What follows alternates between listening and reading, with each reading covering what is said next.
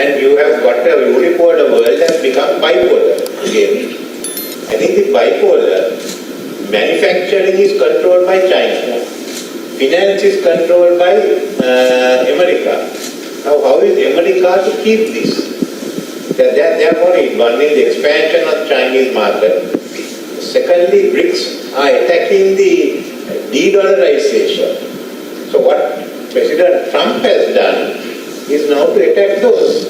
Why? To weaken the manufacturing, because he is the biggest market. So they've broken all the rules of the game in putting different tariffs. And thereby he is trying to also negotiate. But it's also causing problems. So what he is doing is changing the rules that he could protect their financial power and then break that of China and also the other countries that are threats. So he identified the BRICS. So which means this whole thing has now come apart. But it doesn't mean that we have to give up the whole idea of a trading system which has been there for long. So how do you put it together? But you're finding now finance, the financial issues and all, and the trade issues are being replaced by two issues, that is geopolitics and geoeconomics are coming together. So just an additional question. So if you see President Trump's move as an attempt to weaken China's manufacturing, in this level of globalization, how do you see the success rate or failure rate of it, and what would be the repercussions for the rest of the world and how it would unfold? I think what Trump is doing is trying to protect the dollar. In the process, trying to reduce China's growth. So that means to that extent, China can't take on. But I don't know, because the total markets are going to develop in our part of the world. Secondly, Chinese in manufacturing is far ahead of anyone else. You can't take them on. So, if you look at it, a new scenario can emerge. It's not only China, even Japan, Korea are resisting what's happening. Now, if they sort of further activate the RCEP, which has all of East Asia plus Australia and ASEAN, can they then come to fix a date by which many of the agreements are over? Then within that you have ASEAN. Then within ASEAN, next to that you have the comprehensive and progressive trans-Pacific partnership, that's the Japanese one. Then Chinese have BRI. So it's a big question. Then what do you do? India has to have some agreement, but they dropped out of RCEP, but the Americans put pressure. And now all of us, that's why I moved to get into the RCEP. That is why it becomes big. Then what about the BRICS? In any case, the Middle East is tariff free. So you can see a big economic zone come out of that. And obviously, EU might also have a chance of having agreement with them. Because US only controls 25% of the global economy. These people together can take on more. A tough game like rugby is also a game like chess. So, what are the political challenges that you see on these globalization challenges? So now what is the next step? At the moment, virtually all countries are being bullied. But at some stage, a new combination has to come out. And we know the growth is going to be in Asia. There will be in America and Asia. Europe is not a no-go area. So for me, is the need to revive the RCEP. And if we are talking of international politics, I would ask China, Japan to start moving on the RCEP, comprehensive and progressive TPP, which UK is a member. And Sri Lanka, I have already made an application for RCEP. We should go into it.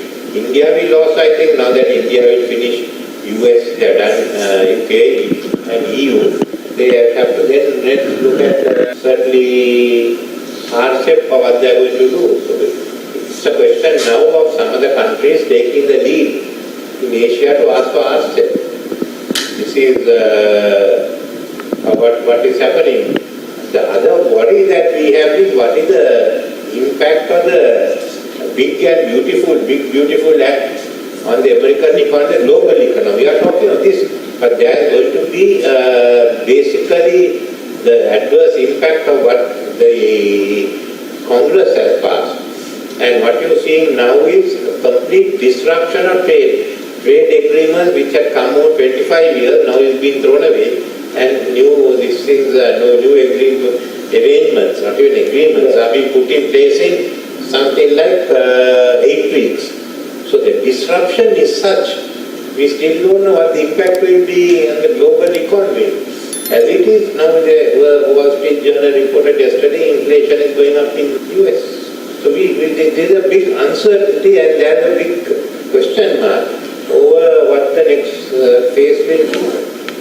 Any questions from the audience that or anyone would like to contribute to the conversation? Yes, can we have a microphone to the front row, please? President, you talked about China being a sort of preeminent power in manufacturing. People like Raghuram Rajan have talked about the opportunities being in the services side. And Trump seems to be completely ignoring services except with regard to some of the online taxes and so on that Europe is pushing and Canada is. What are your thoughts about the services side? And again, you mentioned TCP/IPP. If you go to that particular trade agreement, it will have to be very heavy on the services side. Are we capable of doing that? No, Trump is ignoring services because then his case gets weak. US has ceased to be a manufacturing economy. It has now to go into services. So he is ignoring services. That is the event right now. I mean, we are looking at all these, we are in Sri Lanka now saying how much we have contributed to the American economy, how much we have got from them. But we never add up what we are giving from Coca-Cola and Pepsi. There are so many things like that on the services side. If you add, then the deficit has to be smaller. No, I think Sri Lanka has to remember whatever it is, the globalization or the Washington concept of manufacturing, looking at the best platform for competitive value addition is gone because you now control it not by competition but by tariffs. And then what can we do? So we ourselves have to look at moving out from moving into services, into agriculture. So those are the suggestions that have been made, but where can we make the money out of it? We can't just be here. Our problem is we have lived too long on one manufactured product. And then I think after that we added rubber. That's all. That we are living in another world. Not much China is living or Trump is living. So we have to come at least to one of these other worlds. Congratulations, Dr. Rajapatrana. It's wonderful to see a piece of writing by you. Again, I have a question for the former president and one to Dr. Rajapatrana. Mr. President, I think we are seeing trade and investment policies blur the lines with other policies that have nothing to do with trade and investment.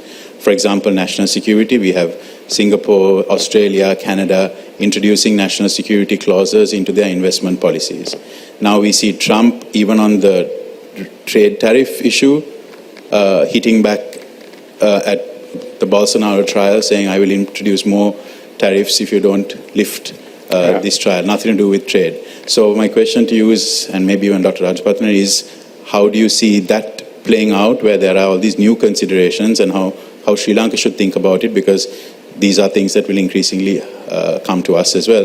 Dr. Rajapatrana, my question to you is, because in the introduction to the book you say that it's also beyond economics, that you look at history, ideology and so on. Yeah. Why do you think that in Sri Lankan society we are lacking this consensus, or there's an unfinished consensus around whether globalization has worked for us or not, and whether we like it or not? Because we have these some sectors where we like it, some instances where we go away from it. That's my question to you. Thank you. You know, Trump's remarks on Bolsonaro is such that there's such a big backlash that if the court doesn't convict him, people might even go and surround the court. That's all that has happened. Yeah. That's. I mean, you're playing. You just because you make a statement here, it doesn't mean that politics is going to turn out that way. Now it is. The cry is to convict him. So he's losing his chance of a fair trial. All because President Trump went and intervened. National security means, when you put it into your investment clause, it means you're not having Chinese coming in. Now for Singapore, it is not a major problem because Singapore is a big investor in China. About 30 billion, and they are one of the big guys who are driving this whole West China chunking. And what America forgets is, at the end of the day, the vast majority in Singapore is Chinese. Canada and all are doing that to keep the Chinese out. But China is coming through other areas. I mean, if they can't invest in Canada, they will invest elsewhere. In Indonesia or Malaysia or Sri Lanka or some other places. And remember, the only other option to the Suez Canal is the belt. No one else has produced anything else. You can't see India, Middle East, Israel one is off now. And after the bombing of Iran, that is out. So you're just taking ad hoc decisions. And Chinese are waiting and then looking at what they have to do. This is what happened now even with tariffs. Chinese waited for them to walk into a trap. So it is becoming, they are using this as political. It's not only this. Now look at EU. When Russia went into Ukraine, what did they do? They froze all the assets of Russians and the Russian government in the European Union. And now they are talking of confiscating it. You can take over the assets, but you must be declared an enemy state. No one has declared Russia enemy state. So as a result, what's happened is people are moving their money out of London into Dubai. Yeah. They are frightened. They don't want to keep it in, but you have broken it. So UK has lost out by leaving the EU, and secondly by threatening to take over the assets of UK. Same with EU. So people are moving out. But you're breaking the rules. Okay, then declare it enemy state and take it. And no problem. But we are being asked to follow one set of rules and they follow another. Dr. Rajapatri, could you to answer you, Yes, he asked about why do you think there's unfinished conversation whether globalization has worked or not on Sri Lanka, since in your book you have mentioned it's beyond, a little bit beyond economics. Yeah, actually I was very convinced when we started reading and working on it that the economics itself will not be able to help us out, because you need a context, and the context comes from doing not only economics, but history and other things that I talk about, including, how the system has worked for us. Economic analysis is good. I mean, we can understand the thing, but it is not necessarily sufficient. So that's why I said we should look at history, for example, very important. Provide a context in which globalization takes place. Because it's a new experience for us, living far away in a small country. It's really, it's not just enough to talk about economics there, because there are enough that have been spoken about economics. It is one of the very advanced things, but other things have not come in. History, the context that is prepared, and some of the people who reviewed which like the idea that I had gone outside the economics thing only. Very good economists have told me that, and so I feel quite safe saying those things. So why not, right? We should get the best possible information to make decisions. And if it means going beyond the economic constraint, so be it. Dr. Rajapatri, a quick interruption. So in your book, does it shed light on Sri Lanka's context, that on the journey on globalization, on convincing people or people embracing it, how do they respond to it in terms of policy and in terms of public perception? What is your reading, and has it been discussed in your book with more empirical evidence? Yeah, the book is about Sri Lanka. In the sense that we look at Sri Lanka as an example to see what globalization will do to us. Now, if there are some people who say it is going to hurt poor countries like us, and other more thorough economists who do a lot of research find that is not the case. What we find in our book also, there is no such evidence to say that globalization will get us in trouble. We can do what we have been doing always. So good policy, what we are lacking right now is good policies to increase the GDP growth rate. We have done the part of stabilization, and now we are in a more difficult world for us. How to get our economic growth rate up? Thank you. Can I say one thing? Yes. I read the book. One thing I found which struck me was that it's only after reading your book, in Sri Lankan government, all the advisors we got starting from about Caldera, all from UK. Yes. But at that time, UK was declining. Yeah. Without an empire. Yeah. Even after they joined the EU, it was in decline. It's only Margaret Thatcher and Keith Joseph who put it. So we also went down with them. But the East Asians and Southeast Asians, they got the American help. They got from Harvard, places like that. I have met Wismenius, who was advising the Singapore, the Dutch guy. Yeah. And they are very, very sharp. And they got from Harvard, we got from Sussex School of Development, and some funny creatures that come out of that. No?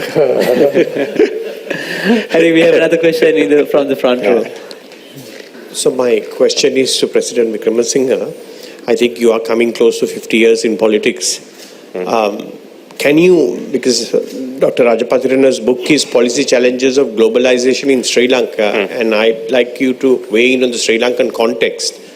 Has politics in Sri Lanka changed with regard to the market system and embracing globalization? Because even if you consider the current NPP government, who historically were JVP, extreme leftists, that's not the way they are governing here. And do you think that there is a better context today to do these kind of reforms that we need to do?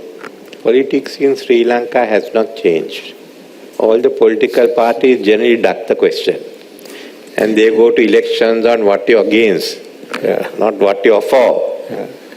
Or as Lee Kuan Yew said, auctioning non-existent resources. Now, at the last election, we had an agreement with the IMF, with the official creditors committee, and with the bondholders.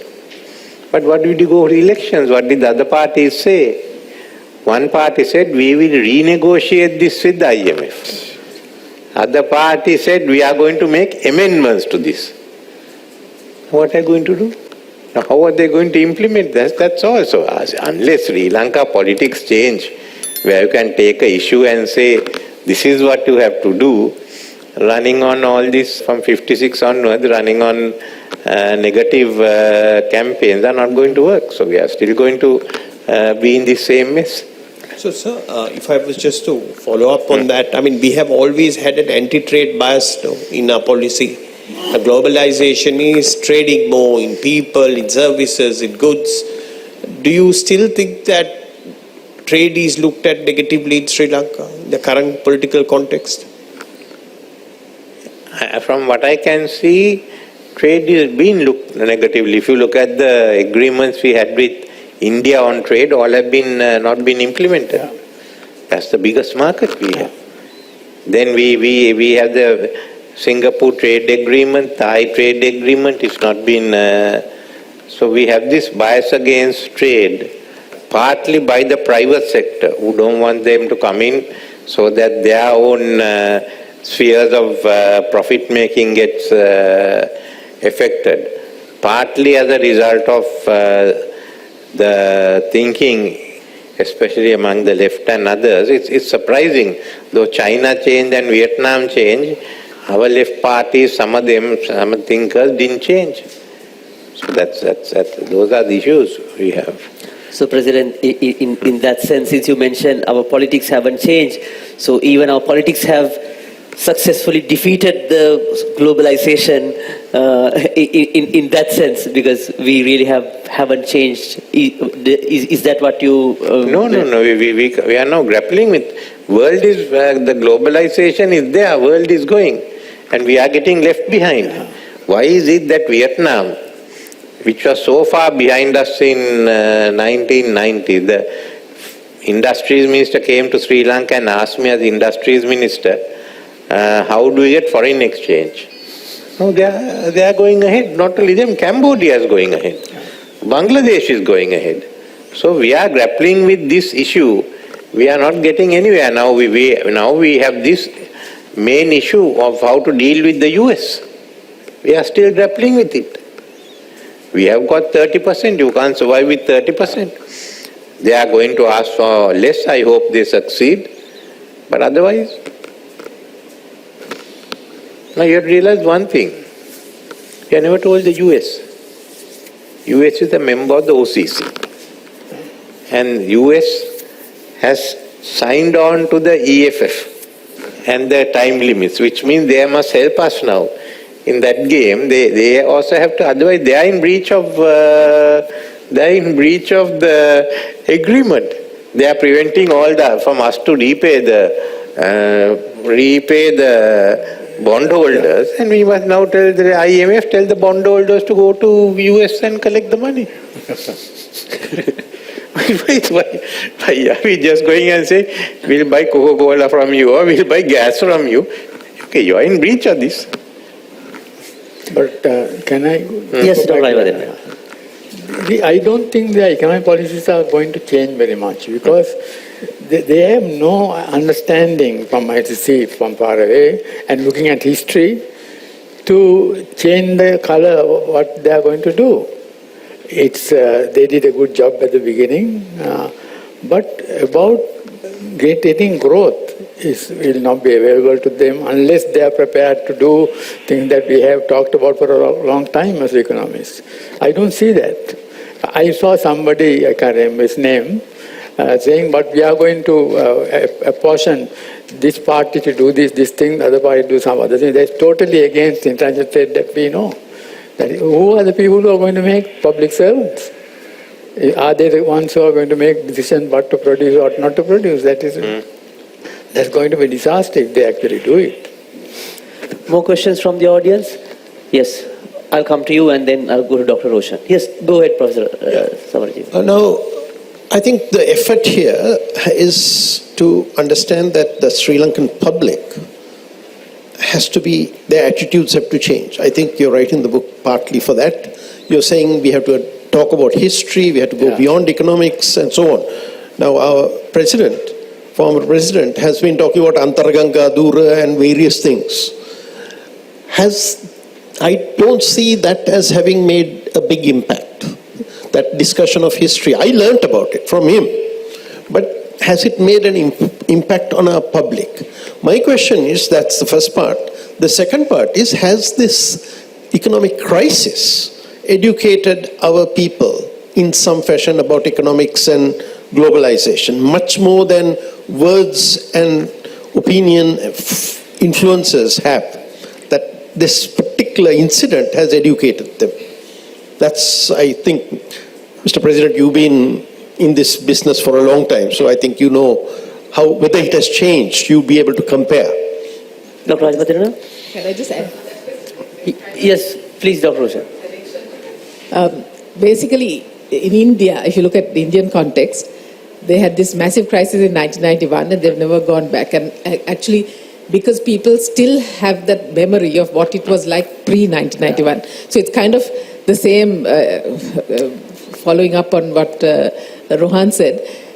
Have we learned from it, or are we going to learn in the future? So that's one question. The other one is, President Wickremesinghe, you talked about different countries like China, Vietnam, how they have completely changed their economic model. Is an authoritarian government necessary for that kind of change? And do democracies fail, democratically elected democracies fail in creating that change? Do we need to have kind of more authoritarian governments? Question. No, I'm not talking about authoritarian government. It's your mindset.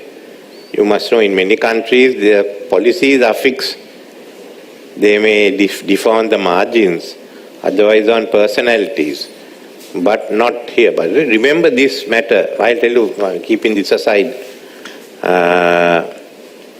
why did we get into the mess? Keeping aside the two deficits which she has written on,